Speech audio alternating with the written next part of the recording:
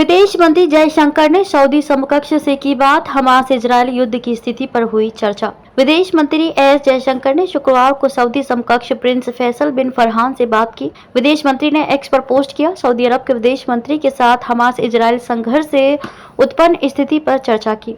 इससे 2 दिन पहले जयशंकर ने संयुक्त अरब अमीरात के विदेश मंत्री शेख अब्दुल्ला बिन जायद अल नहयान के साथ पश्चिम एशिया संकट पर चर्चा की थी। विदेश मंत्री ने बातचीत को बताया सराहनीय है। विदेश मंत्री ने एक्स पर कहा कि सऊदी अरब के विदेश मंत्री फैसल बिन फरहान के साथ सराहनीय बातचीत की। उन्होंने कहा कि बातचीत में मिडिल ईस्ट की गंभीर स्थिति पर चर्चा की गई। इजरायल के हमले में गाजा में 2800 लोगों की मौत। आपको बता दें कि हमास के आतंकियों ने शनिवार को इजरायल पर हमला किया था। हमास के हमलों का बदला लेने के लिए इजरायल ने गाजा में बड़े पैमाने पर जवाबी हमला शुरू कर दिया।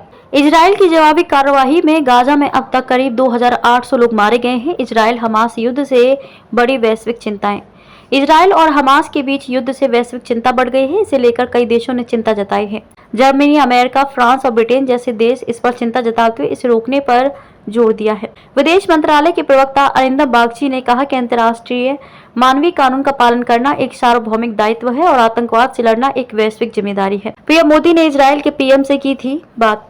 इससे पहले प्रधानमंत्री नरेंद्र मोदी ने मंगलवार को इजरायल के पीएम बेंजामिन नेतन्याहू से बात की थी। पीएम मोदी ने इजरायली पीएम से कहा कि भारत के लोग इस कठिन समय में उनके साथ मजबूती से खड़े हैं। पीएम मोदी ने आतंकवाद और उसके कृत्यों की कड़ी निंदा की थी।